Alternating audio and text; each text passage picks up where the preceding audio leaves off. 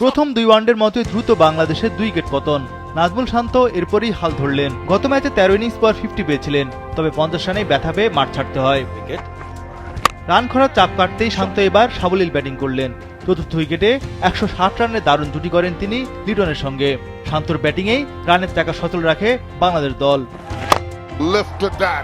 ক্রিজে নামতে শান্ত যেন বড় ইনিংস খেলার জন্য মুখিয়েছিলেন। নিউজিল্যান্ডের বিপক্ষে ক্রিজে সেট হতেই একের পর এক বাউন্ডারিতে বল সীমানা ছাড়া করেন। 2024 সালের মার্চে সবশেষ তৃতীয় সেঞ্চুরি পেয়েছিলেন শান্ত ওয়ানডেতে।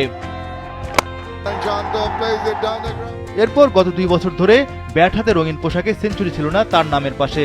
অবশেষে চট্টগ্রামে পেলেন ক্যারিয়ারের চতুর্থ সেঞ্চুরি। এই অর্জনে তাকে অপেক্ষা করতে হলো 20টি ম্যাচ। গত বছর শান্তর কাছ থেকে আচমকা কেড়ে নেওয়া হয় ওয়ানডে নেতৃত্ব। এরপর থেকেই রান খরায় ছিলেন এই বাঁহাতি ব্যাটার। তবে এই সিরিজে 50 সেঞ্চুরি পেয়ে নিশ্চয়ই নিজেকে ফিরে পেয়েছেন টাইগার ব্যাটার। আগামী বিশ্বকাপ পর্যন্ত শান্ত আত্মবিশ্বাসের সঙ্গে ব্যাটিং করবে, সেই প্রত্যাশাই দেশের ক্রিকেট প্রেমীদের।